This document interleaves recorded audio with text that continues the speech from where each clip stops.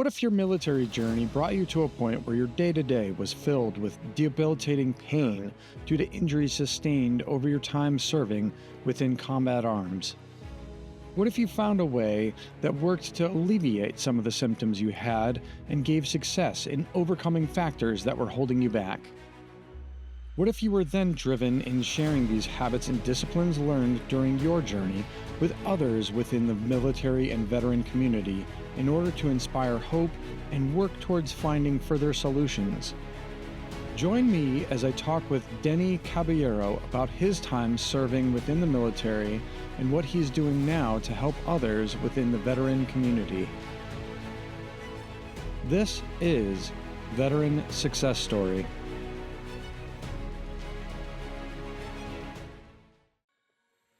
Welcome to another episode of Veteran Success Story.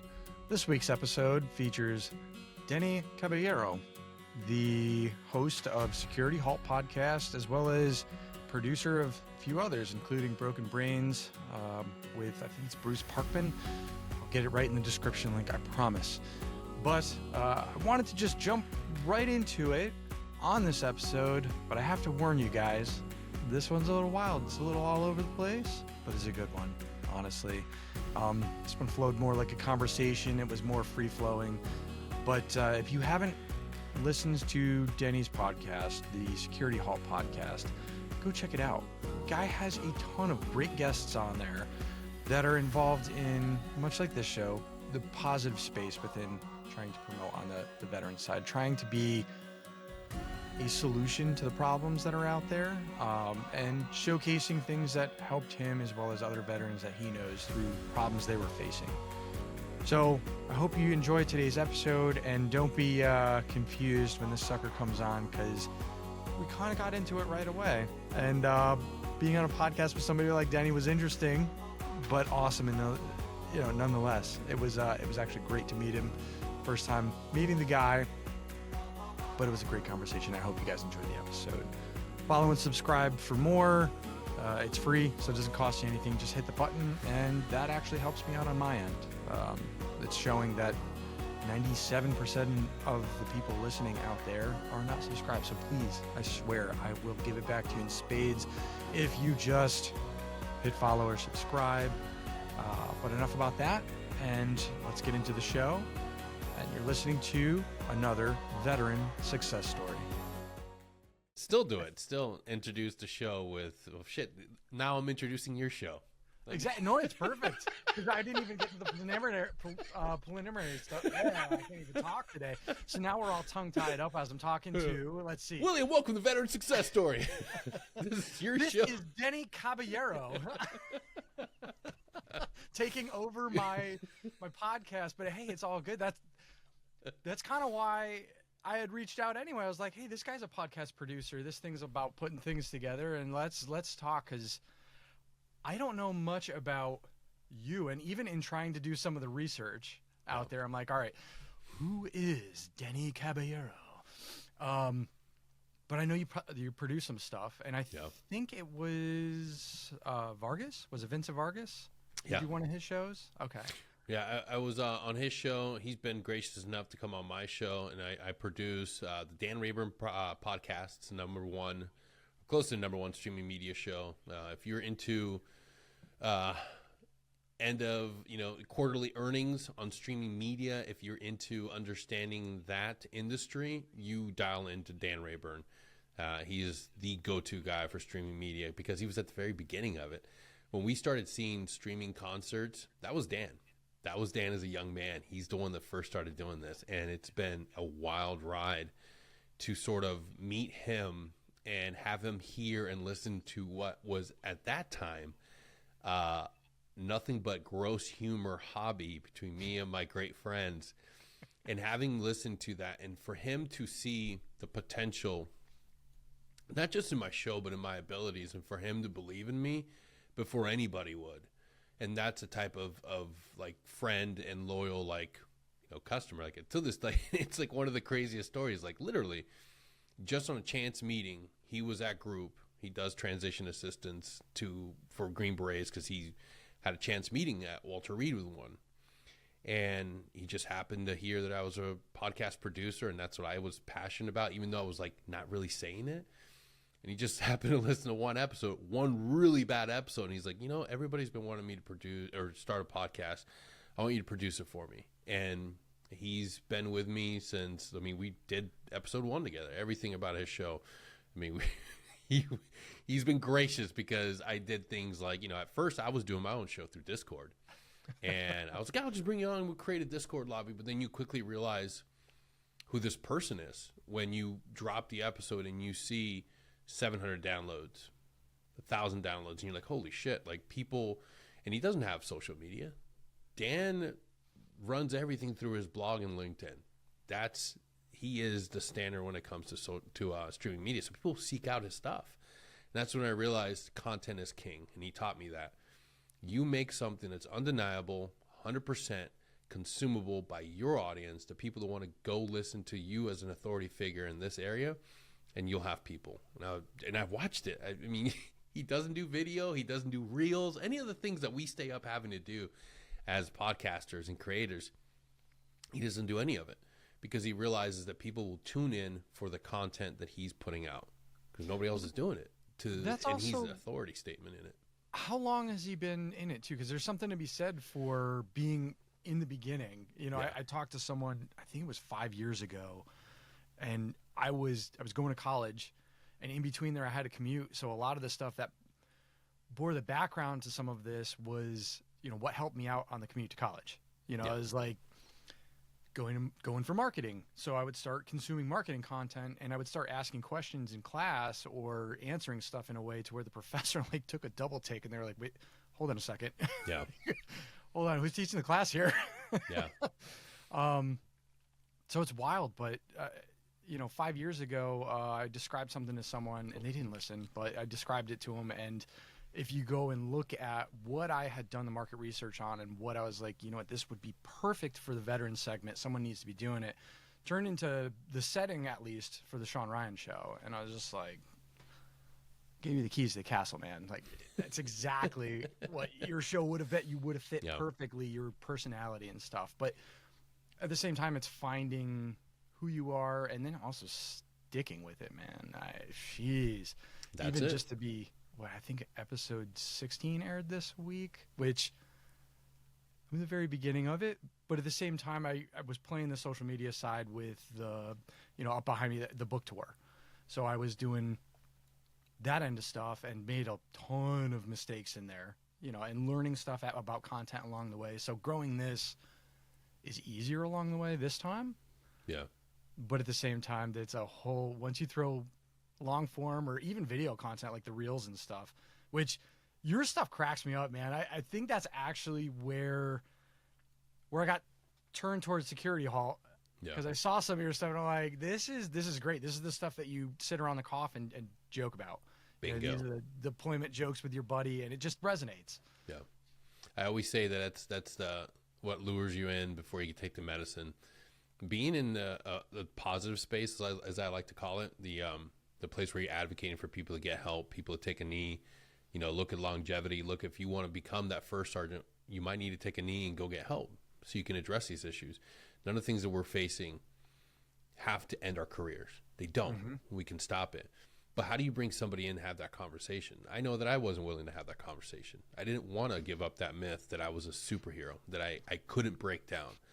And I realized something that we did in the team, and I've got pictures of it. We did it in Afghanistan. We would print out memes, PowerPoint memes, and hang them on the bulletin board, and like rank and stack who's the better meme maker. and humor's always been something that our veteran community can lean on. Our dark humor, and that's something that I realized. If I want to talk to somebody about giving up alcohol, which I think is a net positive, I'm never going to get somebody to listening to that message or think about it. Just think about the idea of it. You don't have to make a decision. Yeah. I just want you to think of what your life could be like if you gave up a maladaptive behavior. Like if you're using, doing anything risky, I want you to pause and reflect on it. But how do I get that message across? I can't just put that out there. I tried it. It turns people off and it doesn't get through. Yep. But you put a meme, you put a couple of memes out there, they come in, they see a podcast reel that talks about something that's vulnerable, talks about something that's relatable, And you can see it in the analytics. You can see it in the metrics. You won't like it, but you'll share it. You'll share it with somebody. And you'll be like, hey, man, yeah, this hits home. This hits close to home. Like, and that's something that is deeply rooted in our warrior culture. We don't want to be vulnerable, but if somebody says the right thing, maybe it'll stick with us. And maybe down the road, you'll walk in and you'll get help. Yeah. Yeah, no, and that's the other part of it. That's the other half. You know, again, you were just saying the meme draws you in. But the other content out there that you have, I've noticed that it's that positive stuff. It's, hey, these are people with solutions to the problems out there. You mentioned one of the biggest ones right there, alcohol.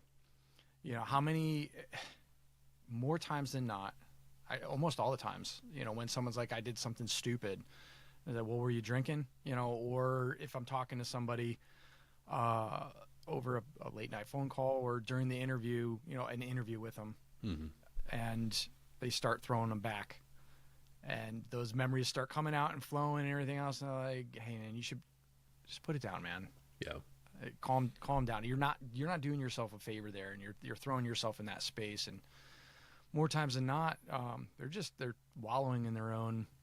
You got to put it down. And if something has that much of a hold on you, and you can't put it down, or you try to, you're like, yeah, I could put this down anytime. Well, then go ahead, do it. Give it a whirl. And when you start freaking out. Yeah.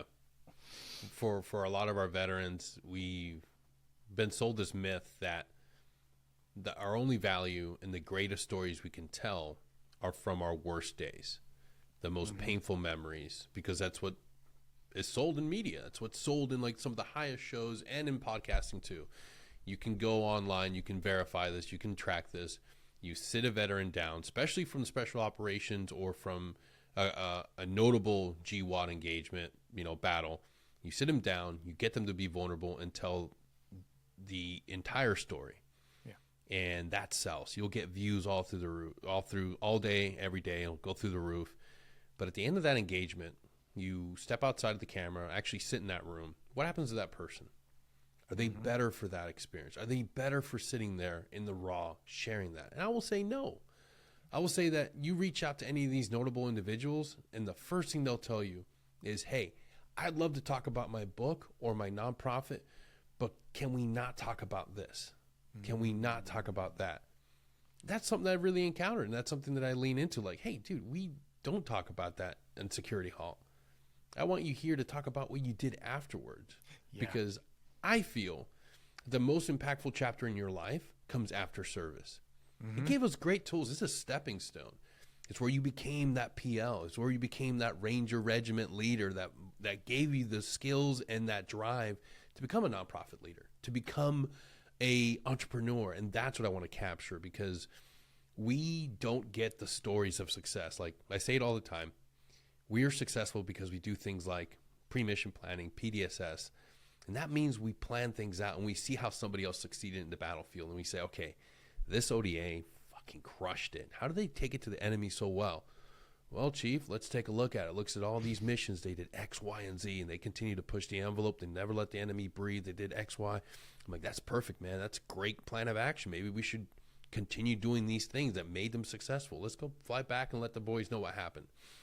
You have that PDSS for success, and you capitalize on it. When we transition, there's not a lot of authentic stories being told. There's a few boners out there that do it in a way that's still, you know, not my cup of tea. And I'm like, okay, you're kind of a douche and I don't like you, so I want to do something better. And that's what I realized. Like, I don't want to talk about the same stories or have the same people on. I want authentic, impactful stories. And even on the episodes where I do overlap and I do have some of the same people that are what you consider mainstream guests, I try to go opposite. I don't want to highlight what people tend to think is like the super cool, sexy thing. How did you fail? We learn from our failures. Where did you fail? Like, where are you at now today? And I think that's more valuable and more useful to somebody than another GWAT trauma story, because that's gone. That's never going to suit us anymore. The era of operator as fuck is gone. Well, that's the whole thing with the bar stool. You know, are you going to use this as a bar stool or a stepping stone? Where you were saying that's the next. There's so much. I mean, in everything you just said, there's like 3 conversations right there we could go into. Yeah, let's do it. Pick away and let's do it. Yeah, well, I mean, it goes without saying the whole barstool thing, but what you're saying in moving forward, even myself, like I didn't really want to tell that story. I was going through college, and it was moving on to my next step. I'm stepped away from it. I had a very clear, like at the point of when I left, when I separated the military, it was this time is over now. Everything that you've been doing for the last few years, it's like you're banging the head against the wall. You can always come back if you really need to, but jump out there. You can do a lot more on the outside. And, all right, don't know that next step. It came very suddenly for me. And it was just like jump right into it. But it is. You got so many guys that look backwards or they make that the focus. And even there, I want people to understand with my end is it's not that. You got to get over that. You got to get beyond yourself, let that ego drop, learn from your mistakes. That's one of the biggest things too is you got Ray Dalio. That was one of the big takeaways from him is fail often, fail early, fail often. Yeah. And it fail is. fast. You learn from those. The more failures you have, you're learning at an accelerated rate. And I got a ton of them. And we all do. We got told that failing is a bad thing, and it's not. You will, man. Aaron Bush, arguably one of the best battalion commanders I ever had. His philosophy was fail fast, fail forward, pick it back up, redevelop, reengage. Mm-hmm. Don't be paralyzed. Don't allow fear to come in the equation and just keep you from making a decision. Make a decision. If you fall down, get scuffed up, get back up, reengage, be fast, redevelop, and get fast in that process. And it hurts, and it truly does. It truly hurts my heart to see guys get out. And I have friends that are doing this. They give up on themselves. They don't want to fail. They don't want to fall down. I have failed more often than not in this endeavor, and I will continue to fail, and I will continue to pick myself up, and I will continue to find myself being surprised by what succeeds, by what goes right, by what I pivot to, because there's money in this avenue. Like, oh shit, this whole thing. Like, if you fall in love with something, don't get mad, don't get bitter if it's not generating income. Find ways to make money so that you can continue doing what you're passionate about. That's what I've done. I've been blessed to do that. Like I said, it's hard to sell positive, but if you get good at the process, if you get good at something like video editing or audio editing, and you can learn how to write and do scripting and formatting, and then somebody can hire you to do that, hey, there's proof in the concept. Now you have something. You're valuable. You can do this for other people. Maybe your craft takes time for your show. Maybe your thing takes a little bit more time. But what if you can do for somebody what you're doing for yours, and then that gets successful? That skyrockets. Yeah. Like, that still gives you, like, that's still merit. That still gives you something to put on a resume and say, hey, look, that's a fucking #1 streaming show. Yeah. Fuck yeah. Like, that's awesome. Like, whatever it is, whatever you're out there doing, like, keep grinding, keep moving forward. If it's your passion, if it's your dream, like, you spent a vast majority of your young adult life chasing down Taliban in the wilds of Afghanistan. That's admirable. And I'm sure we still romanticize it. We still look fondly upon it. But at the end of the day, that wasn't your all end all be all. That wasn't your only dream.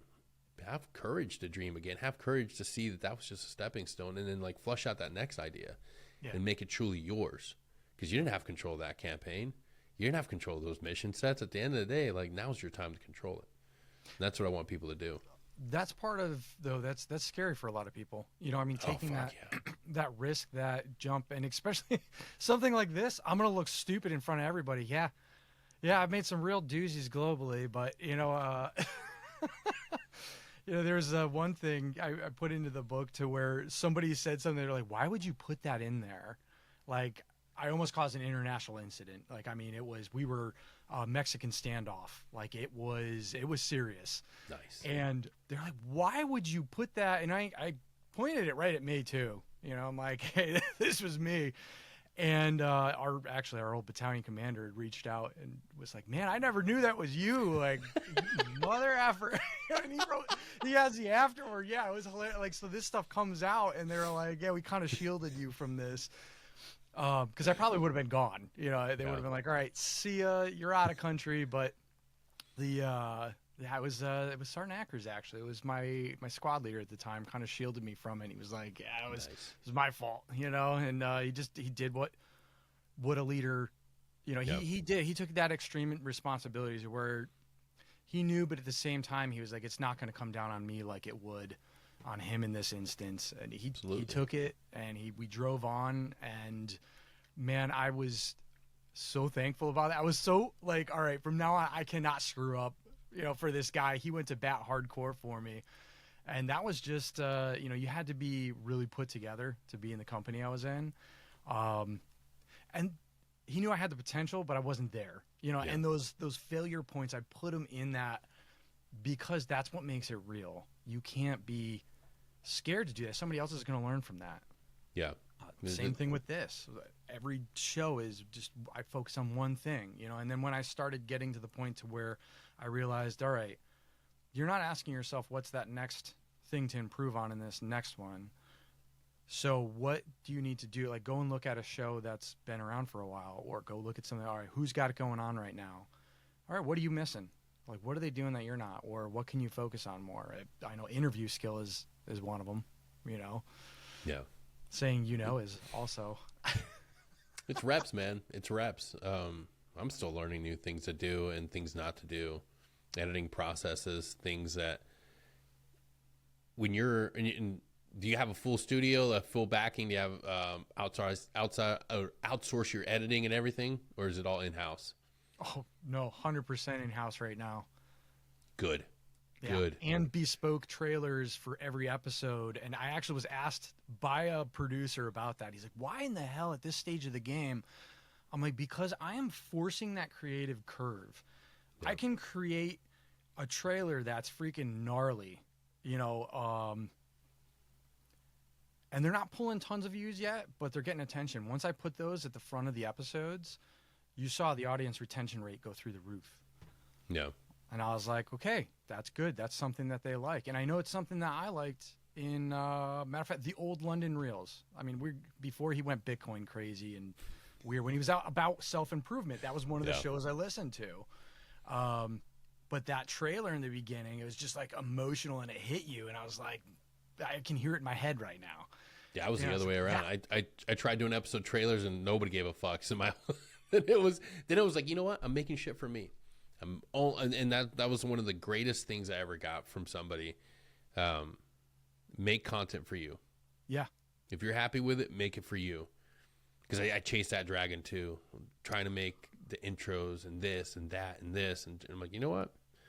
I'm gonna send you yours on a drive before it airs and ask you. I'm gonna ask you. I'm gonna be like, what do you think? No, because what I do, it's a little bit different. Like I'm nailing down the process. You know, I'm going through this stuff to actually start figuring out the process. Hey, what do you want to do here? What do you want to try? But the trailers really are for me.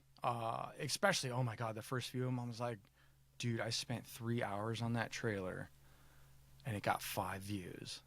Yeah. You've got to be kidding me. Man, dude, there's been episodes where I'm like, this is going to be a fucking banger. People are going to fucking love this shit.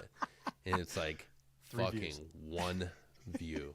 And I'm not pulling any fucking views. And that's the other thing I'm horrible about. I don't watch any of my own shit. Don't watch or consume any of my own content. Not even my, well, I'll go back and I'll like my memes. Yeah. Just because those are fucking funny. I think. Oh, you got some bangers, man. I think I have some good ones. But the thing is, first one I saw was the Zelensky one. I'm sorry, I stepped on you bad, but no. That was the first one that I really got into, and I'm scrolling your page, and I'm like, what is? And it was the boosted audio, and I was like, ooh, you did not really. And I had to go back because I took Russian in the Q course. So. Yeah. But man, it's one of those things where it's like I have to look at everything that I'm doing, and I approach it like refining a battle rhythm and a military campaign. Like I'm an ODA of 1, and I have to push and gain territory over a large enemy in denied territory.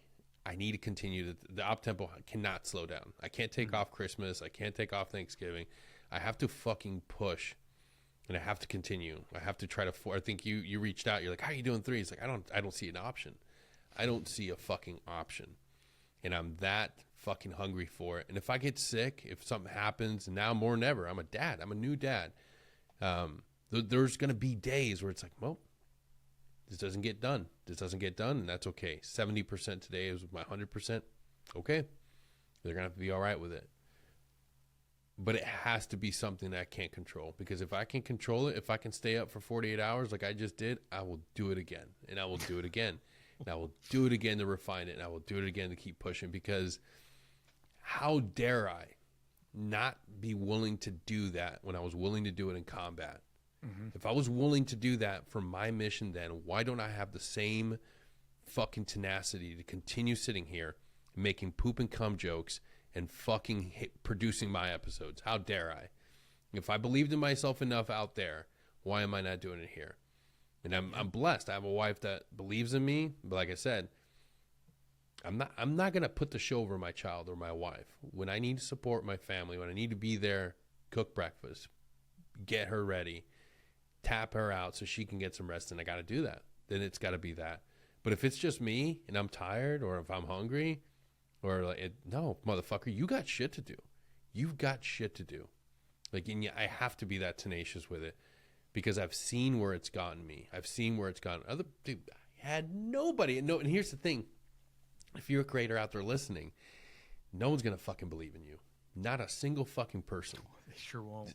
This whole thing started with 3. There were 3 of us. This was a fucking hobby with 3 friends, still dear friends of mine. But it got to the point where it's like, I'm not willing to sacrifice time playing my game. I'm not willing to sacrifice time. Sorry, man, I gotta go, and it's okay. That's all right. I'll keep going. I'll keep pushing because I don't see an option. I'm not gonna go work for fucking Claude at the cheese stick factory. I'm not going to pivot into another field. I'm going to continue in this. I'm going to continue doing, like I said earlier, you'll be surprised when you start getting good at something, and then that can become a revenue stream. Oh yeah. And that's when like, okay, tap into this. I can do this. Oh shit, I can do audiobooks. Same equipment, same production role. I can do this. I can do that. Find ways you can make money and set yourself accountable to those fucking goals. Even if it's a monetary goal. I want to make $10,000 a month. Make that marker. I want to hit $10,000 a month. How do I do that? Backwards plan. What are you good at? People will pay you to make memes. That's a fact. People will fucking pay you to make memes. Yeah, there's great thing for remote work, but you have Upskill and Fiverr and all those. Nope. Now that's all. Don't give yourself up as like I did the freelance gig. Boy, that's a rough world. You're going up against people from Sri Lanka and Bangladesh. They don't work for pennies. Oh no, I know. No, I'm just, and I wasn't saying like, oh, absolutely not like that. I would never because I know better. I even cut the small business end. You know, I have marketing agency end, and I was just like, it's just not worth it, man. Like I can't run that and give what I need to because of the demand of what some of the small business end is looking for on the marketing end. But the rewards from it, I'm like, I'm better off taking this elsewhere, using it as consulting on the strategy end. It just wasn't working out. I had to take that and say, you know, and most of them were just like, okay, they didn't even ask, but there was one of them who was just, he's like, come on, man, like, please keep me here. Like, you've been with me from the beginning on it. And I had to tell him, I'm like, I'll do a side by side with you until you get someone in place and until we get this stuff done right. But you know, it's not working out on that end. But as far as what you've gotten out of it, and I feel like I'm not going to be able to give you what I think what that standard is. And they agreed after I explained it, and I was just, I'm like, I'm going to feel like I'm selling you short, man. And I'm actually, it's going to make me feel bad about it. Now, if I can have you trained up with somebody now in-house and you're actually paying less for the same amount of quality in what you need in this, because what they were doing wasn't hard. And it wasn't hard for me either. I just was like, I'm heading in another direction, but I want to properly hand you off. So, and that was a whole nother thing. You know, there's so many different things when you look at it and you're like, how many other companies would have done that were it not for having that built in from that leadership side from your time in the military? You know, there's so many little things where I look back and I'm like, business people or people out there, we have such a drive that you can use it instead of what we were talking about earlier, the bar stool to sit on about your story. Use that as your fuel, man. Like, we've been through anybody who is deployed within the GWAT, and especially the guys in combat capacity. But I mean, really anybody. That op tempo was so high. Yeah. And you can't do everything without the support systems there too. You know, people dog on, say, pogues and stuff. I'm like, you wouldn't be able to do the job. Like, I've heard seasoned Delta operators like give some serious props to some of the conventional units that pulled outer cordon, and they're like, those guys were tight, man, and if they weren't here for us in that instance, we would have been screwed. Yeah, it's ridiculous the way that this myth has been propagated. Like, some of the most remarkable stories of heroism throughout our GWAT era come from support individuals. During the early years, it didn't matter who you were, especially some of my Marine Corps friends. Some of the stories I've heard of, you are now a gunner. That is your job for the next 6 months. Like, this is your job. You're a logistician. Like, and the stories of heroism, they don't give a fuck about your MOS. Anybody can have a moment of valor if they're in the right place, right time. One of my greatest friends like has this great story of being a seasoned warfighter, paratrooper, and they're in a heated gunfight, and he ends up being the one that's leading a young Green Beret out of a really tough spot and has a moment of complete vulnerability. And it's like, hey, is this your first time? He's like, yeah, it's my first firefight. Stick with me, kid. I got you. Like, bro, absolutely. When you're a young man in combat, you're a young man in combat. And to hear that story, I'm like, fuck yeah, all day, every day. Who else would you want next to you? A fucking another brand new guy? Fuck no. I'm going to take the E6 that's got 4 deployments under his fucking belt to fucking give me the left and right limits and give me and empower me in that moment to be like, you got this, bud. Let's go. It's all fun and games till the bullets start flying. I've seen guys to where never seen them in combat before, or seen them in a situation that wasn't as hairy, you know, and then you start having the zings and pops over your head, and you would have never thought, you know, this guy just seems like a squared away dude, and all of a sudden he's turning tail, and you're like, whoa, did I just, holy hell, and then you know, and then that guy never goes out on patrol with you again. It's nobody knows how they're gonna perform in that situation, and there's nothing. People will say, there's parallels to that in business world. No, there fucking isn't. Not at that extreme. There's you cannot put that in a fucking PowerPoint and teach that in some Scrum class or PMP. It's the sheer killer instinct right there sometimes. Oof. Yeah. But man, it's important to understand that support people.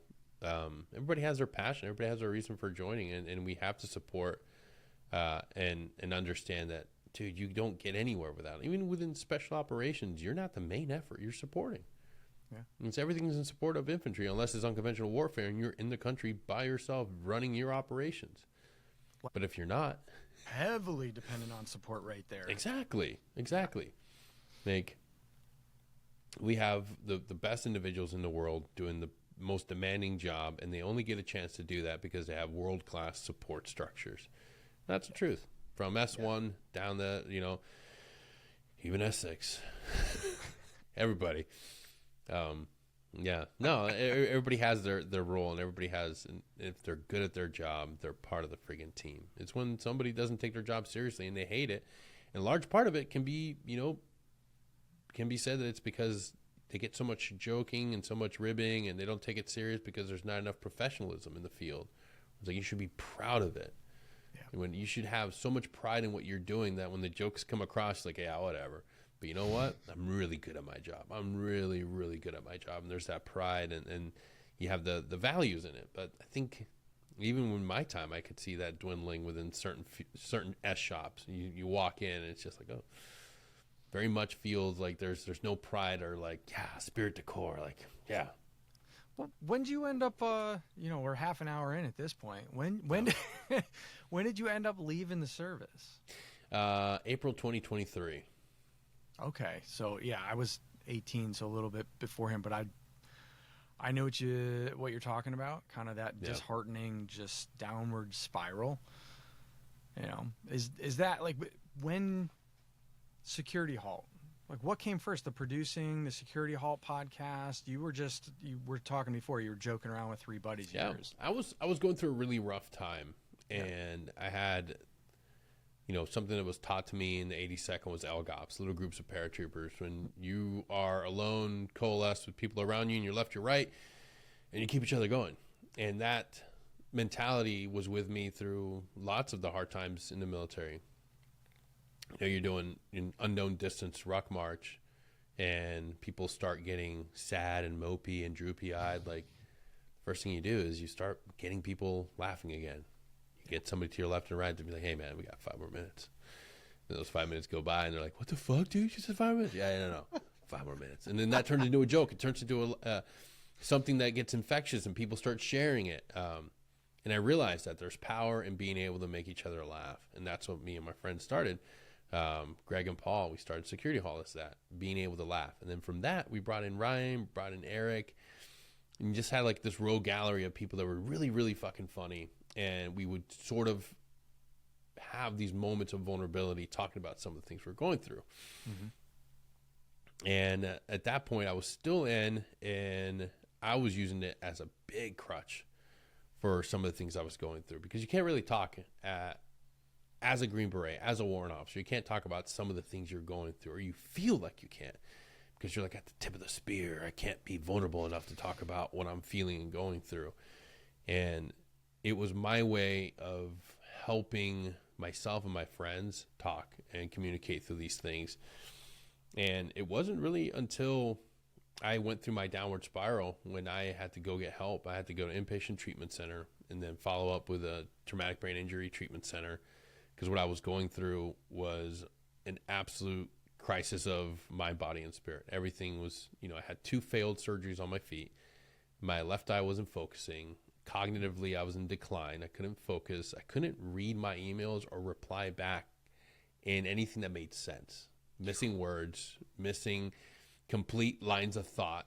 I would get in situations where I could not talk. I felt like if I got too upregulated, I couldn't talk. I just wanted to resort to violence.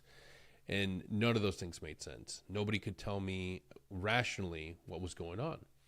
And then when I went to, seek help for the pain that I was going through in my lower extremities, nobody would believe me, and nobody would sit there and be like, well, I mean, you're saying it's a 10 out of 10, but you're walking. And I'm like, yeah, because I'm a fucking Green Beret. Like, and it wasn't until you see a specialist, you finally get like referred to, Andrews Institute, and they're like, oh shit, like, yeah, we got to check out your calcaneus, and, we're going to check out your plantar fascia, going to have to cut that. And it's like, it's a really low success rate. Are you willing to do it? I'm like, bet, dog, I'm a Green Beret. Roll these odds. Fucking let's do it.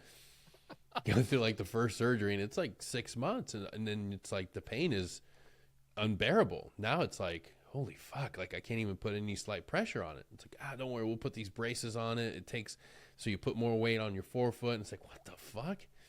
And then time for the second surgery, and they're like, this one, this will be the one. We'll get this one. It's like, comes out just as bad. It's like, fuck my life. Chronic pain. I can't figure out what's going on with my mind, and everything starts to, get worse. And like any of us, when you're in a constant state of upregulation, you're constantly angry, you're thinking that your best days are behind you, what are you going to think? And that line of thought it gets more and more like, hey, you should do something to fix this temporary situation. And at that point, I'm trying very loosely to try to get help. I just want medication. I just want somebody to make the pain go away. And I don't want to divulge to have anything going wrong with me, especially like shit like your left eye not working. And at that point, I haven't heard anything about operator syndrome. Nobody's fucking talking about it. I'm living in my own head, and that's not a good place to be in. No. And at the same time, I'm not holding up the standard. I'm not able to do the things that a Green Beret should do. I'm not able to think. I'm thinking I'm giving like my 100%, and it's like a retarded monkey showing up to work, scribbling shit, and people are like, what the fuck?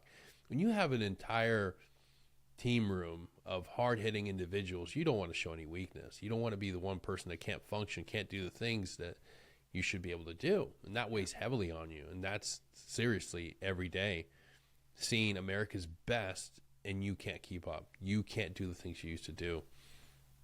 I think the last straw was finally going in, having that cognitive assessment. Because we have the impact test, which come to find out is like, you shouldn't deploy if you can't fucking pass that. And I walked out of my impact test not being able to finish it for 3 hours.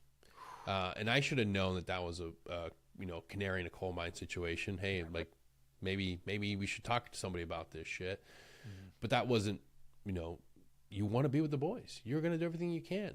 Yeah. And you're not able to pick up on the warning signs because nobody's talking about it. Nobody's talking about RHI, repeated head impacts. Nobody's talking about repeated blast exposure. These are all things that are just now coming to light. These are things that I'm just now talking about and understanding because guess what? One of the shows that I produce is called Broken Fucking Brains, without fucking. And that's all we dive into. I thought that I was experiencing something that only I was going through. It turns out this is something that nearly every special operations veteran or current service member, artilleryman, mortarman, infantry soldier is exposed to and goes through. A recent friend of mine from the 82nd that I reconnected with was sharing some of the same fucking things that I was going through. But we don't talk about them. That was a kid that I've been deployed with before. He went forward with first, so out of Okinawa. And he ended up, man, like, you know how it works out there. They're so short on stuff, and they saw his combat infantry badge, and they were like, oh, you were at the 82nd. Like, hey, you're coming with us. Yeah. And he just ended up doing a bunch of crazy stuff, but was also like a Gustav trainer and everything else, but exactly what you were talking about, like blackouts, couldn't function at work, the emails, would get calls, and then just like all of a sudden just blank out and be like, what? And it ended up being the end of his term in service, and he finally started addressing it. But even then, I mean, to this day, he's still having issues there. We'll should talk afterwards. Yeah, there's so many resources, and come to find out, and this is, I can now laugh at it. I did the cognitive test with the cognitive psychologist, and I mean, a long day, long process of batteries of testing, and it gives you a really, really inside look at what you're going through. Mm-hmm. And it was exactly like that moment in Forrest Gump where the principal's like, Mrs. Gump, Forrest is right here. He's going to need a special school. Now, imagine yourself going through the Q course, being a Green Beret, going and becoming a warrant officer, being surrounded by America's best. I'm by no means fucking the greatest, but I worked with the fucking best. At the very fucking least, I was able to keep up with the best fucking that America has to offer. Yeah, able to work with at my best capacity.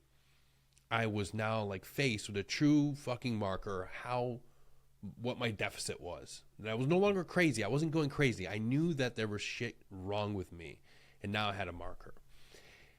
And that was like the last straw for me. I'd be like, fuck, dude, like I am not going to live my life like an idiot. Now, that doctor broke it down to me. He said, hey, look, like you're able to compensate, and you're building scaffolding around the areas where, you've shown you're adapting. You couldn't remember things, so now you're carrying notebooks. Hey, that's an approach. That's a method, not the best method, because you'll still lose the books. Lost a lot of them. But you're finding ways to strategize. What I didn't know is I was looking at a problem set that could be overcome. Maybe not completely, but you can come back from this. I've made leaps and bounds of improvement.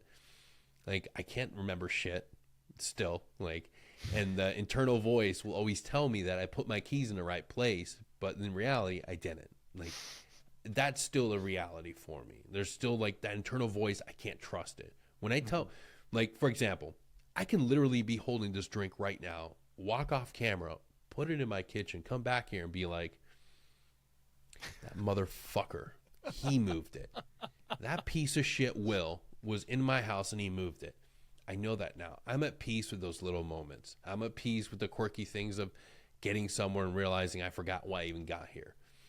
But that takes a lot to get to that place. And when you're not willing to accept it or do the work to get better, because there's a lot of things you can do. Like, I can read now. Like, my office right now is surrounded by friggin' books. Like, this is the reality of what you can come back from. All these books, read. I'm in college. That was not my reality when I was going through. When I was in the heat of that was not my fucking reality. And I was willing to do something extremely stupid. But I had to go through that. I had to go through that to realize that the number one thing you need is vulnerability. Everything opened up for me when I was willing to be vulnerable. Finally being honest, getting help.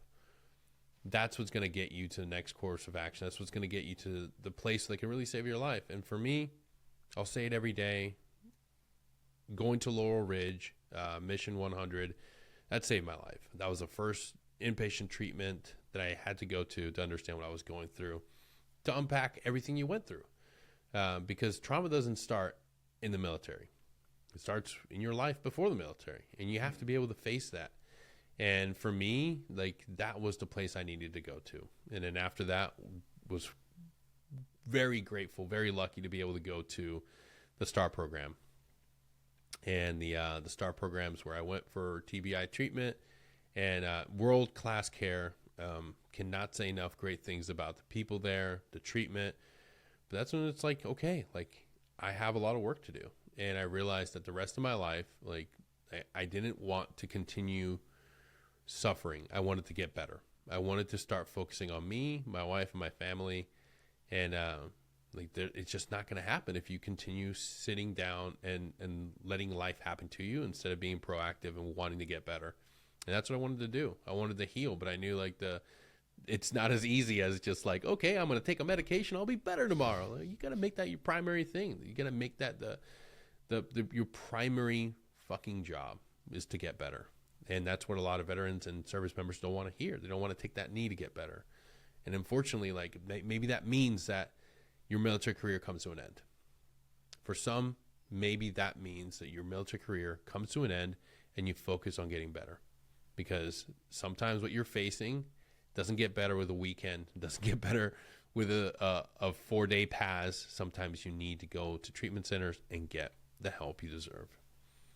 I had someone on here recently talking about psychedelics and actually ibogaine and the neuroregenerative properties and stuff that come from ibogaine and some of the TBI success that they've had within there. But I mean, what are some of the other, like, what's the particular therapeutic methods that they used for you at this place? And then what are some of the other ones that you've seen out there?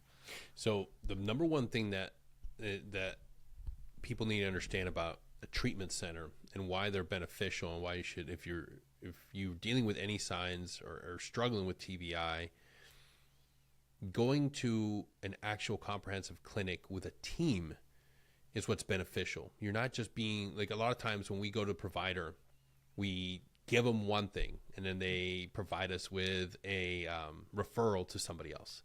And then you go see that doctor and then they treat you and they're, oh, I can't help you. Go back to your provider, get another referral. And that process is not only frustrating for the service member or the veteran going through the trying to get help, but it comes back with net zero result. Maybe you fix one thing, but they have to treat you as a complete patient, as a whole being. And that's what they do at places like the STAR program, because you're walking into a clinic that is a specialist in you. They're going to, from day one, before you even get there, they're reading your case. They're reading all the things that could possibly be wrong with you. And everybody on that team, from the physical therapist, the speech pathologist, your psychologist, a psychiatrist, everybody is sitting down and saying, this is how we can best support Will and diagnose and figure out what's wrong with him. Jim, what do you got for him on Monday as soon as it gets here? First thing we're going to do labs, MRI. We're going to figure out what's going on with his knees. We're going to figure out what's going on with his ankles and his feet. About you, Tabitha? Well, we're going to make sure we don't have any soft palate issue. I saw that he had one previous IED blast in Afghanistan. Here's the reports from what happened to him. He took damage. He's had some speech issues. Like, that's the level of care you're getting at these facilities. They're looking at every aspect of you, and they're looking at your history. That's the number one thing people are not keying in on. The exposure that an 18 Charlie instructor has when it comes to blast injuries is completely insane. Yeah. 365 days a year, building charges with students, and then keeping up with his own training on the side. Are you kidding me?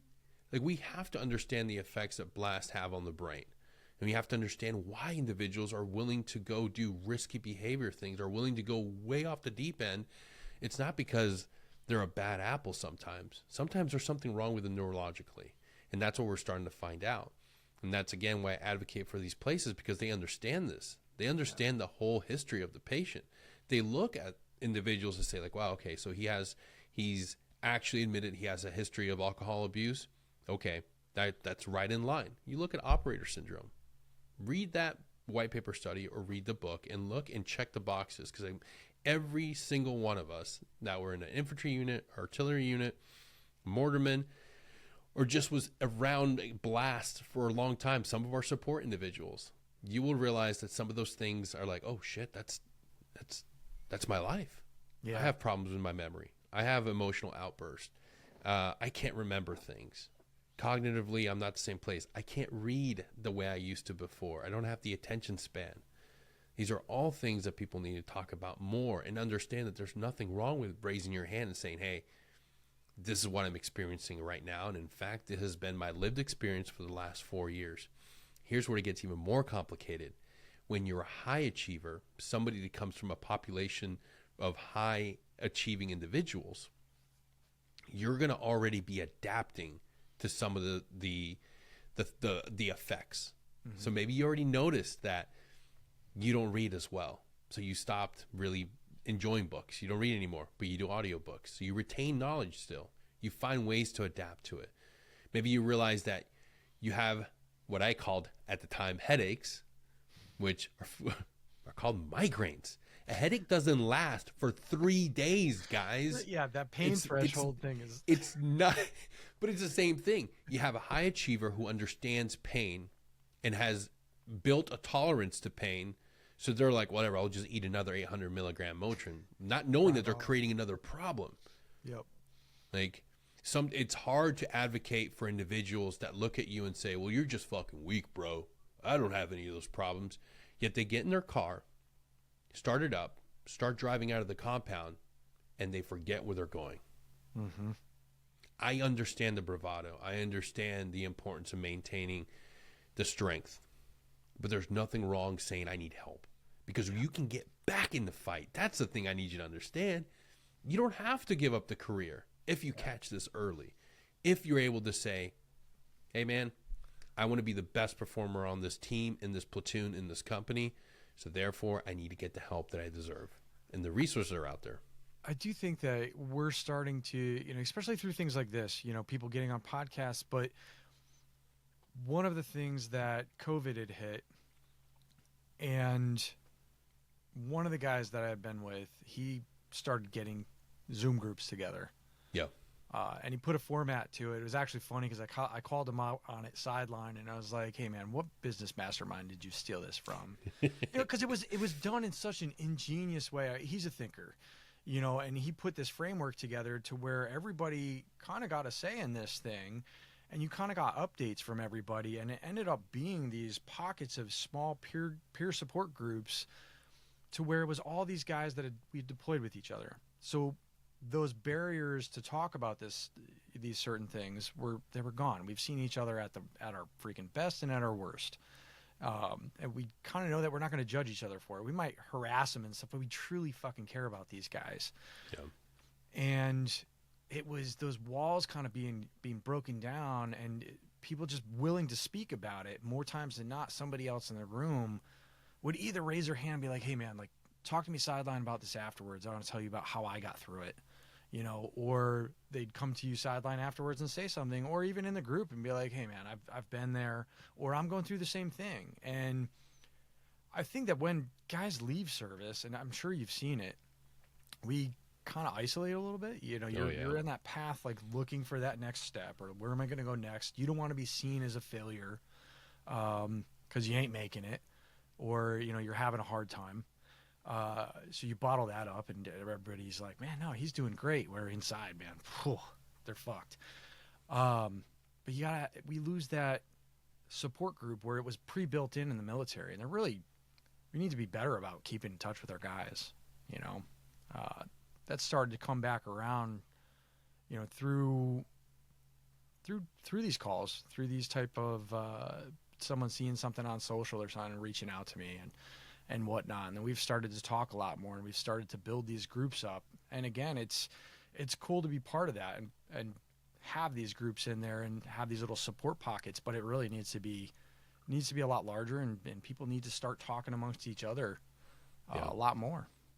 Yeah, it's surprising the effect you will have on the broader community if you focus and stay true to positivity and inspiring healing. I truly believe in that. It's not easy. It's a longer road. It's not monetarily. Don't listen to me if you want to make money in this space. Don't. I'm a dog shit entrepreneur. I romanticize the idea that we can all heal, we can all recover, and we can live great lives. And I don't want to focus on more war trauma. With that being said, you'll be surprised. I've had friends, teammates reach out and say, hey, I've heard you talking about this. Like, how can I get connected to this? And I'm like, bro, I have a shaman. Come into my house. We'll do it. Yeah. Like, let's do it. Let's heal together. Yeah. Like, being able to offer that to a fucking teammate, being able to offer that to somebody that you admired and look up to, that's doing great things, that needs the support. When you're able to help somebody from your own fucking community, bro, that's a great feeling. That's such a great fucking feeling. And I want all of you to experience that. Like, be willing to go out there and get help. Be willing to experience something that helped you and then give it back to others. Whether it's a testimonial on the company's website, whether it's a testimonial for a book that helped you. You putting that out into the world, saying that this helped me, I think it may help you, that's a powerful thing. Because even when somebody feels like they're so absolutely fucking alone and they stumble across a resource, it matters to them that another veteran supported it or benefited from it and is willing to say that. And so I say that to everybody listening or watching this. Be willing to share your experience of what helped you. Except if it's with methamphetamines or crack. Keep that to yourself. Keep those wins to yourself.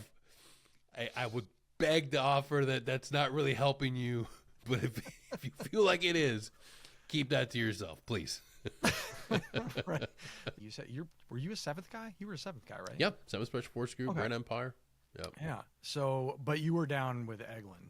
You weren't the Bragg days. No. I was one of the first group of graduates that went down straight to Eglin, and it's like phenomenal footprint, great, amazing place. Even though it took them like fucking 10 years to finally get a name.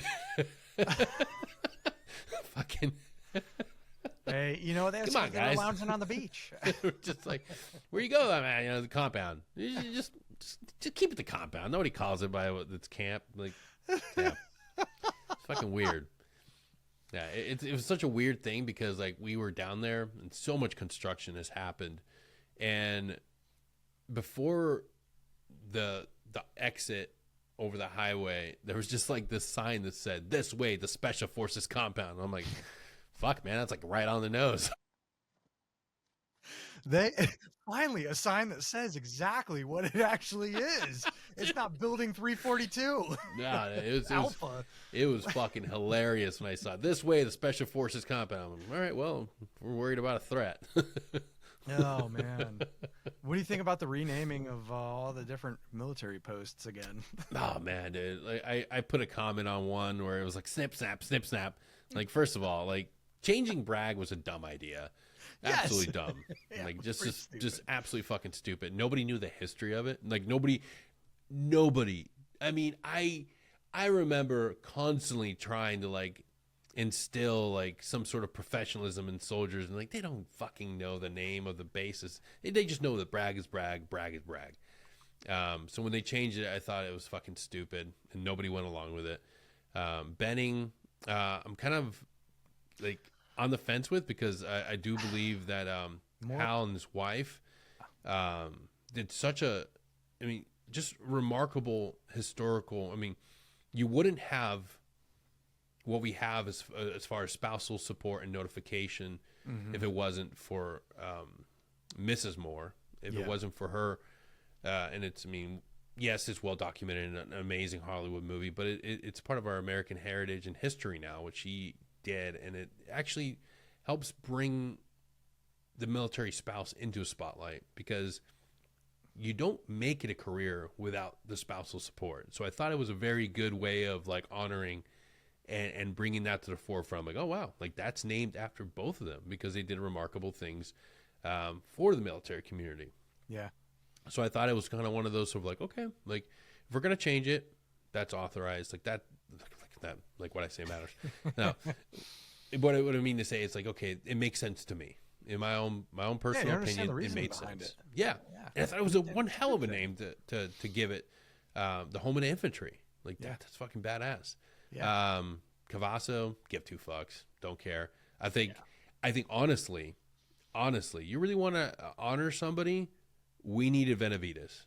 Fort Benavides. Oh man, yeah, no kidding. That guy right there. That's Like, just sorry, legend. Cavasso. Don't. I'm sure people are gonna fucking give a lot of hate. Like, eat a dick. I have the book Legend. That guy, and like, dude, I'm proud of the Hispanic heritage in the military. But that's one name that I'm like, dude, that'd be fucking badass. Fort Benavides, but not at Hood. Make it that Colorado Springs. Make it somewhere where there's a Green Beret foothold. Yep. Or Fort Campbell. Fort Campbell's all like, fuck Fort Campbell. There's 5 million Campbells. Like, if they're like, throw a stick somewhere, you're gonna hit a Campbell. So if I ruled the world, I would propose we change Campbell or Fort Carson to Benavides, so we can honor that man. That would have been fucking really badass. And yeah, shout out to Triple Nickel. They're doing a commemorative release of Master Sergeant Benavides' shirt lineup, so it's a shameless plug for them on your show. Sorry about that. Hey, it's all good. That's the funny part about coming out someone else's show, right? You just start talking. Like, hey. You can edit that part out, but I will rep that set for fucking ever. Kidding me? I'll great just tag company. him in it. Great fucking company, even better group of dudes. And like I said, Benavides, his story is something that I read before I was even in Special Forces, before I even had the idea that and the audacity to think that I could be part of such an organization. Reading those stories matter. Having that understanding that great men can come from these backgrounds of adversity, of not being of, you know, high notoriety, not being from the white picket fence. You can fucking make it and you deserve to be here. And I think that's something that's lost. We don't talk about that enough because we think that the ideal recruit for special operations or even, hey, being a paratrooper has to come from this pristine background. It's like, hell no. No, you can come from the broken places. You can come from the dire straits and you can become some of the best ones. Great. Yeah, absolutely. Absolutely. Yeah, it does seem like some of the best guys, I don't know in your experience, but in mine, you know, some of the best guys that I've known are the ones that a lot of them got their ass beat when they were a kid, you know, and they were just in an abusive situation. And it was like, and I actually talked to a therapist about this, and it's almost that military, police, firefighters, these people that are in the service type job, where it's really nut and bolts, but it's protection of other people, you know, it's a protection of those freedoms and stuff. And they said that it's that draw to it because of, they don't want anybody else to be going through that same thing that they did. And it's just a mechanism, you know, it's just something in their head that's like, hey man. It's nearly every single person I have interviewed. I have more often than not connected with individuals. I've only had a few that come from these wonderful, strong, powerful families with great fathers, great mothers.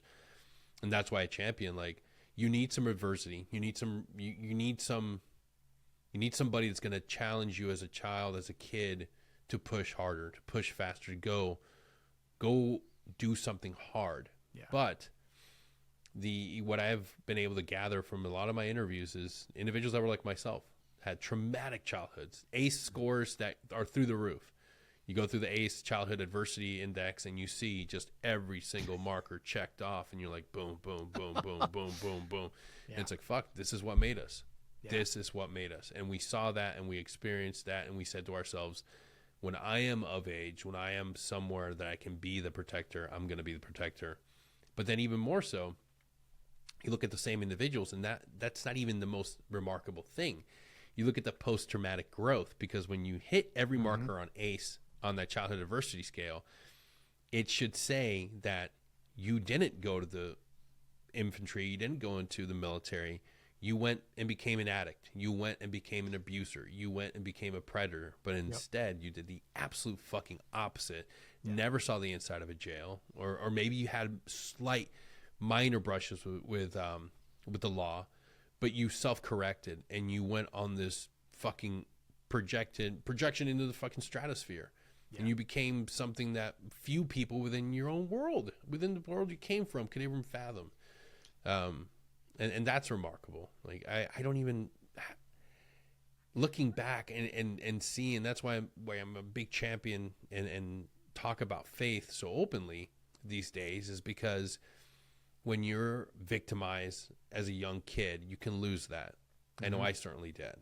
You pray for a savior. You pray for somebody to come through and rescue you and put a stop to it. But you don't have an understanding, and you don't have somebody there to tell you, like, hey, this is difficult, but there's a plan, and you may not be able to see it, but someday you will look back and you will see it. And that's lost on a lot of people. And I think only faith gives you that.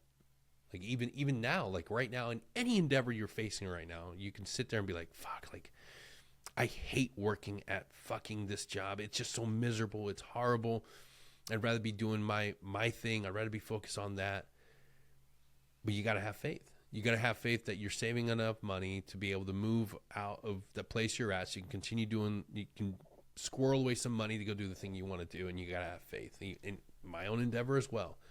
If I go back to where I began and looked at the horrible Yeti microphone and shitty studio setting I had, and be like, okay, I had faith that if I continue moving forward, if I continue staying true to my own voice, because while the format's changed a little bit, it hasn't changed. And you can look at your own too, your own journey at home, listening right now to whatever the fuck it was that you're doing. If you're passionate about it and you have faith and you continue moving and staying true to yourself, and then you pray, you hold on and you focus on what you're doing, and you pray and you trust in God. You may not see it, you may not like when the door closes, but he will present the right opportunity when you're ready for it. I'm definitely a believer in the fact that there's something greater out there. You know, I mean, I've seen it. That's undeniable. Who has the right view of that and everything else? I don't really buy into the religion side, but at the same time, I kind of grew up in a very, I would say religious, like militant religious background. I mean, completely understand. Yeah. So it was a little bit of a abuse of power type thing as well going on there, that dynamic and stuff. So you look at that and you kind of become jaded towards the religious end. But I mean, as far as where the scriptures go, you can also look back and then pull stuff out to where it's like, it says it right here. You should have seen the writing on the wall. You know, as once you start to know that stuff, you're like, that's not a leader, like, or that's not what's intended. And anything that man's going to do on that end, we're people, we're humans. We're going to screw it up, you know, so it's, where's your course correction? You know, are you going to follow the religion end of things? Because of that experience, I haven't been able to lean back into one, nor do I really see it happening in that way. But at the same time, I do have the respect for that. I feel something else is out there. There is a framework behind something. There's a larger picture in the universe of stuff. You know, there's a saying out there, and I wonder what your thoughts are on this. But on me. Yeah, you might like this one. I don't know. So it's a like yoga thing, but not like yoga in the way of like namaste. Yoga's the devil. No. Right. Oh my God. There are those out there. I was actually told as a kid, like meditation was the devil and you were opening up yourself to evil spirits. And I was like, and now I kind of see it and I'm like, dude, that was the key. Like that's the key to knowing yourself. I don't want to interrupt. I'll say this briefly. Yeah. Mindfulness brought me back to faith. Mindfulness and my wife. My wife came from a very good family, very good, strong Catholic family. My faith deteriorated when I got brought into this country. I was forced onto a religion that wasn't mine. But one of the few things I understood about meditation early on when it was offered to me, well, the second time it was offered to me, the first time mindfulness was offered to me, I told the doctor to fuck off. And then I was hopeful. Then I had no recourse and no reprieve from pain. I had no way of dealing with pain or my own mind. And I found John Kabat-Zinn's, wherever you go, there you are. And I leaned into it. And I started practicing mindfulness. And then eventually it led me to get my certification. And eventually it led me to teaching mindfulness. And that's what I've realized. The aha moment of like praying the rosary is the same thing as doing a grounding exercise. It's the same thing as breathing. Yep. I may not be able to tap into this faith thing right now, but I have faith. It's still with me. Yeah. And being able to walk myself through the same line of reasoning and understanding that there's something greater. There's somebody that brought me from the absolute brink of hell and brought me back. There's something there. Yeah. Honestly, you're going to love this like little end of things. So there's this this thing where they say, God and the devil were having a conversation, and he's like, humanity is just, it's driving me nuts. They're always asking for stuff like, hey, solve this problem for me. Yeah. And I'm tired of it. Where can I hide from them? At least just for a day. And the devil is like, you are never going to find a place away from this. This is what you've been cursed with. I knew it. Like, I'm laughing at you right now and stuff. And they make a bet and stuff. And he thinks about it. And he comes back and he's like, I figured it out. And the devil's like, really? There's no way. Yeah, no, I got it. I'm just going to take a little bit of myself and we'll put it in each single person down there because they never look within. And it just really drove it home to me because it's like you can create so much more. You have so much potential within yourself. Yep. And people just miss it. They're looking right at it. And I think it was, call me quirky on this one, but it was Mike Tyson. And that guy, maybe it this just sound clips or something, but he said something that stuck with me to where he's like, God will give you anything that you actually ask for just to see if you can handle it. Yes, absolutely. That was fucking deep. Yeah, that hit me hard, bro. Then again, I don't know why, but this is the same along the same lesson that I'm now intimately living. I met Ruben Ayala, the CEO of Triple Nickel, at MIC. We were talking, sharing, and I, had those moments of like, okay, you're a Green Beret, you're a veteran entrepreneur, you're in this space, I'm grinding, I'm trying to build something, and I don't have a team. I'm looking at you and your team, and I'm so jealous of it. I'm so jealous of what you guys got. I'm like, man, you guys are fucking crushing it. And he's like, it looks that way. It looks that way, but we're struggling just as hard as you are. Yeah. We're scaling and we're grinding. And I remember when this story hit me so, and it just impacted me. They finally got accepted into Kohl's, which is like a big distributor for them, and they didn't have a fucking large distributor for them. They were the ones packing in the trucks. They're the ones moving the inventory, and they had to do this massive order by themselves, and the pallet jack broke, and now they're moving boxes all night long by themselves. And he had this moment of crisis where he's like, "Fuck, man, what the fuck?" And his friend, his other teammate, Chris, looks at him and said, "You wanted this. You wanted this. Yeah. You prayed for this. Yeah. When God gives you that opportunity, when everything finally comes in fruition, like, you got to deliver, homeboy. You got to fucking man up. You got to go. Are you it's going to be hard. The price? It's not easy. Yep. Like I told you earlier, like I didn't sleep for the last 2 days. I'm not drinking this because the taste, Will. I'm drinking this because I feel like this is a fever dream that's not really happening. I feel like I'm not even in this place, and that's why, again, when God finally delivers for what you're praying for, are you going to show up? Yep. And I got an episode I got to launch tomorrow, and I'm not done editing. I got to deliver. I got to deliver because I believe in myself. I believe in this dream. I didn't always. I was waiting for somebody else to believe in me because sometimes it's easier when there's that outside motivator. Mm-hmm. And if you're out there listening, if you're in the same fight, hate to tell you, brother, QRF ain't coming. You're in this fight. You're in this fight by yourself, at least for right now. At least for right now. When comms window opens back up, maybe you can reestablish comms, and then you'll see some people come in, some people come through. And I've seen that recently myself. I've seen that recently when you're making a little more money. You've got another client or two coming up, and it's like, okay, I can scale. And you reach out. It's like, hey. And finally somebody's like, all right, I got you. You're like, fuck. Like, okay, hell yeah. I got another machine gun in the firefight. I got another machine gun up here in this tower with me. Hell yeah. But it's going to take a long time. It's going to take a while. We're not all Sean Ryans, and even Sean Ryan didn't have instant success. Even Joe Rogan. Yeah. Joe Rogan did how many fucking episodes before he got that fucking big push? Have you ever seen the first one? Yeah. Oh, yeah. It's like a Zoom call. Yeah. Like a bad one. Yeah. And I'm just like looking at this like, wow. You know, but you look at that and then you see I have this available to me, or, you know, like that guy with the trailers thing, or the stuff putting out, and you start doing that and you start building, but then how much work goes behind that? Yeah. And what do you have to put in to get out?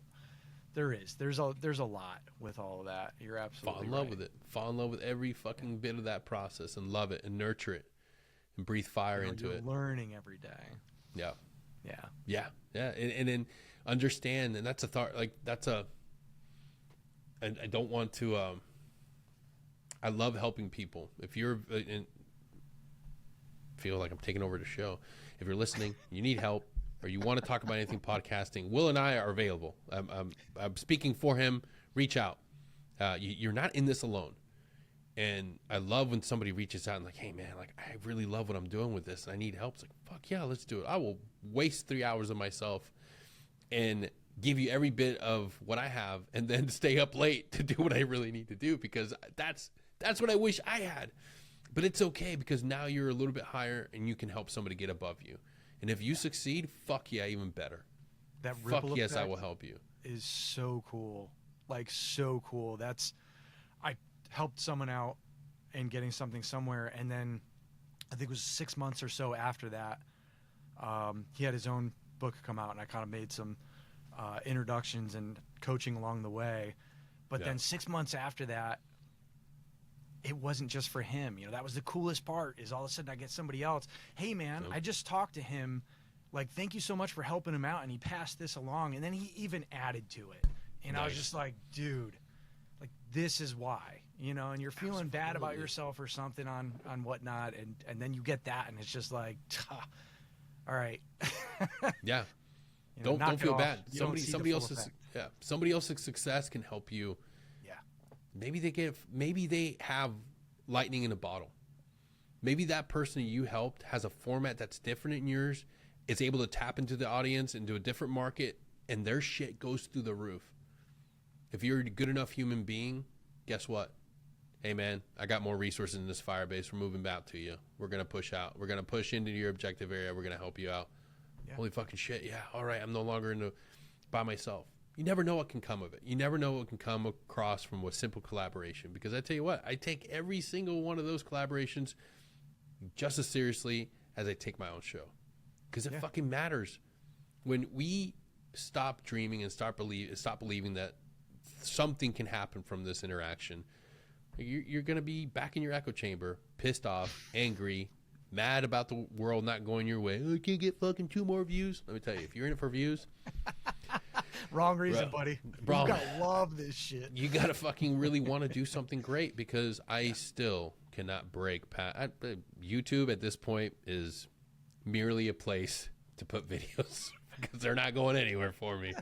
But I will continue doing it because I know it comes across. All you need is that one interaction, that one email that it helped someone, and you continue going. And I've been fortunate enough to find other ways to make money so I can continue keeping the lights on and continue going.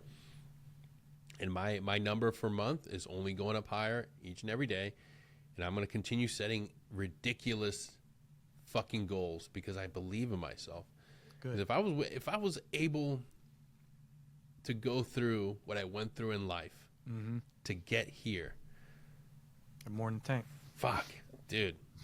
This guy's not even the fucking limit, dude. Like I'm going to continue going until somebody like that fucking meme. If you want to stop me, you have to fucking kill me. Like that's literally it, man. Like and to any critic out there that doesn't like what I do or has any opinions, I see your ratings. I don't give a fuck. And I'll leave it at that. I do it because there's always going to be someone. There's always that's actually I talked with somebody about that, and it's when you have the haters come out, that actually is a signal that you're doing something right because there's that lower 20% that just hates you. Now they're starting to rear their head. There's an 80%, not 80%. I think it's 60% silent majority. You know, and then you do have, there's a smaller, the early adopters and stuff, but you have those people who are going to just freaking hate on you. And when they start coming out, like, that's okay. That just means you did something. Yeah. Oh yeah. And you know what? Hey, if I like positive criticism, but give me critique that's useful. Don't just tell me, eat, come and die. That was one. That was a wild one. That's really? Like, like, all right, that's creativity. I'll give you those. That's well, when you do center your platform around those kind of jokes. Like. Yeah. Oh yeah, absolutely. That's actually a segment I'm trying to bring back. Negative critiques. Trying to do a Friday segment with that because I love those. But you know what? I love doing this. I am so grateful for everybody that, you know, doubted, because that did put fuel in the fire. People that didn't see it, but even more so, the people that did, the people that did say, go after it, keep going, and you'll be surprised. Like having just one person, fucking Vincent Vargas, chance encounter, chance meeting, willing to ask, you come on the show, absolutely, yeah, and like that. To me, that meant the fucking world. And to be able to have continued to stay and then reach out and have him come back, and like, you never know what that means. So if you're listening and you're out there and you're struggling, trying to get fucking an interview with somebody, just reach out. You never know. Reach out. I think the wildest one that I've had, I won't even name the person because the reaction and no, actually I will. I reached out to Ice-T. Nice. And I anticipated to get a reply from a manager or a handler. Yeah. Because I know if you don't know, he was in the military too. Mm-hmm. He utilized, he was in Schofield Barracks in Hawaii and utilized the military to buy his first, recording equipment. But I reached out to him because I wanted to hear that story. And the memes from his fucking Law and Order are just fucking hilarious. Like his episodes, his sound bites are just great.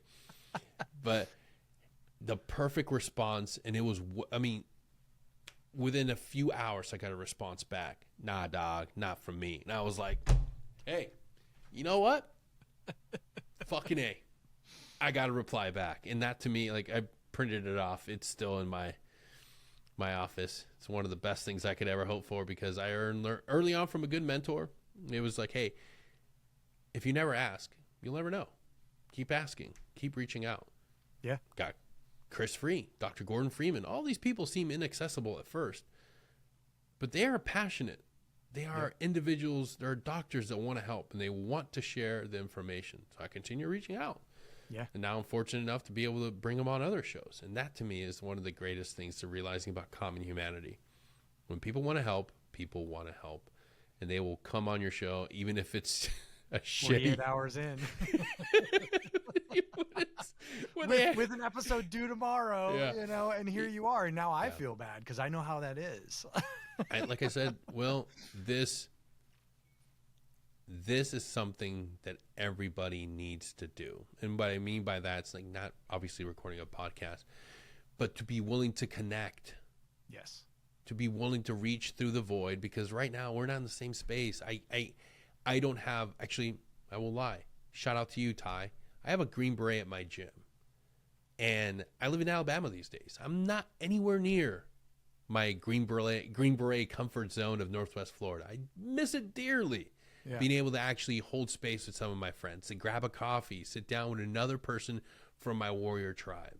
But now I have Ty, and I sit down for just a few moments at the very beginning of my day before we both go off to do our things, and we're able to sit down and talk about Green Beret shit for a few seconds, for a few fucking moments.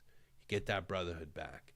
And dude, that's invaluable. You can't put a price tag on it. And if you're at home and you don't have that, please go seek that out. You can do it in a million ways. Discord, fucking just running into a veteran support group. You can have connections. And it doesn't have to be with a military service member. You can just talk to a civilian that you kind of friggin' get a good vibe and a good reading at the gym. Like, hey, man, how's it going? That's a great segue into a conversation and potentially a good friendship. But we don't do it enough. No, we don't. Yeah. We don't. You're right. Like that whole thing too. Like what you were just saying, someone at the gym. That was when I came out here. I was isolated, didn't know anybody. Ended up kind of spiraling a little bit, but ended up at a CrossFit gym. I know, you know. No, it's great. And you know what? Not to, again, I'm horrible at overstepping. Just want to interject. When you look at things, when you look at organizations that help veterans get fit and get back into a community, the number one thing that they actually pay for are CrossFit memberships. Why? Mm-hmm. Because you're part of a community. If they pay for a gym membership, now they have to hope and pray that you make a connection. But if they'll pay for a CrossFit gym because they know that you're going into a community. It doesn't matter about the lifts. It doesn't matter if people don't, the kip ups and all that shit. You're going in there for community and a workout. The one I ended up at was, there's two owners. One of them was an ex-Navy guy. But there was a whole bunch of other military vets and first responders in there. A ton of different police guys, one of the SWAT guys and stuff. And, those conversations, we have that same language. So that commonality was right there in that instant rapport. So we could talk about that dark humor end of things, or they overheard something, or they started to understand that, I'm trying to think of one in particular, but you just know how it goes. It just like pops out, and it's like, oh, did I just say that? Because half the public, is going to cringe, and they're over there chuckling too. And then they kind of come over one day and they'll just start, and you just go from there. And that really did it. Put some of that community stuff in place, but it did. It brought me out of the funk of where I was at the time. I needed to work on myself physically, build that foundation and stuff, and that led to a whole bunch of the rest of the stuff. Yeah.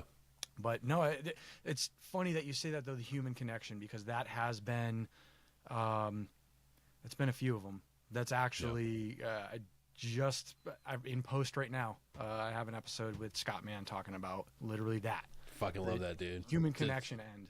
Oh, he's got, oh my God, some of that stuff is just absolutely great. But it tied so well in where I was like, I have to push this episode forward because there's another one coming with another guy that was the whole thing, is he really brought his old platoon back together. And he's been, the glue within his platoon in getting these guys. But the suicides and stuff that were happening out there stopped when he started putting forward that effort and that work. But now it's this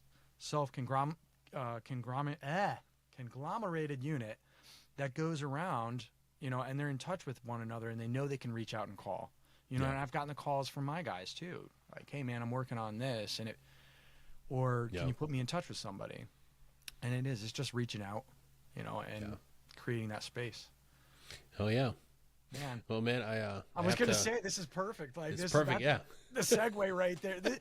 The whole conversation, you said the whole thing before, be great just to hang out with one of the old 82nd guys and stuff, but this has been good, man. It's great to talk. It's been a great conversation, man. Absolutely. We'll have to do I'm honored that you reached out, and if I can ever be of service to you or your audience, find me on LinkedIn, Denny.Caballero. Of course, check out Security Out Podcast or Broken Brains Podcast, the Dan Rayburn Podcast. stay tuned for one I have in production for the Special Forces Foundation. Because if you're drowning, why not take on another project and learn to tread? So that's what I'm doing. So yeah, check me out on my socials, Security Hot Podcast, or Danny_Tanner_Jr. That's my personal one. Got to change that to my real name at some point. But it's like one of those old emails that you had from high school that you're embarrassed to tell anybody about. Well, it was it's just like who's cooler than Danny Tanner from Full House? So I'm like, yeah, right. That's Take it while you can and own it. Oh man, no, Denny, it's been great, man. Like, and hey, I'll put all this stuff in the send this stuff over to me. I'll get it into the description link and stuff, and I'll put everything in there. I'll tag in all that stuff, and we'll absolutely, get this thing man, out there, man, for sure. No, I appreciate everything you're doing out there, man. Your show is fantastic, and I keep bringing on that positive influence out there because we need it more than ever, especially these days. Oh, absolutely, man. That's before I do my villain arc in episode 8 or season 8. I'm going to go reverse. I'm going to talk nothing about how to do the worst things on earth and get addicted to all the things. So maybe there'll be some money in that. So stay tuned for season 8. It'll be shock it'll be value. A doozy. Wait a second. He's advocating for suicide now. What's going on? To see somebody. There'll be somebody that's like, yeah, fuck yeah. Go get it, Denny. It's one hell of a way to wrap just up. For a second. I'm going to hit this thing. Thanks for joining us on another episode of Veteran Success Story. You know, I love this conversation that was in this one, even though it was a little different than our normal episode. But if you enjoyed it and you enjoyed Denny's candor and kind of that dark humor behind things and some of that end, that's everything what he's about. It was really good to talk to him. It brought back, on how I talk with a lot of my friends and stuff out there, and how we talk amongst ourselves. A little bit different. Some of the public out there might have cringed during the episode a little bit, but hey, you know what? That's okay. We're talking veterans. We're speaking the language. Tune in next week. I have a great guest coming onto the show. Again, I think I said it before, but follow and subscribe. If you found the content in the show helpful or engaging, inspiring, whatever you found out, if you liked it, tell a friend. If you don't like it, I don't know. Anyway, follow and subscribe. I know 97% of the people out there that are listening are not subscribed. It doesn't cost you anything. Just hit the subscribe button. It actually helps me out on that way, and I'm not going to inundate you guys with advertisements. So this is a great way to hear from some of the people that you want to without having to worry about ads. I won't do that to you. I know I hated it when I was listening to a bunch of stuff. So I'll figure it out. We'll figure out how to get there. But thanks for listening. Tune in next week. And again, go check out Denny's podcast, the Security Halt Podcast, as well as Broken Brains. And I'll put the other ones. I know I'm missing it. I'm missing the other one. I think he said it in the show. But I'll put it in the description link. So check there. And check back next week for another veteran success story. Thanks for listening.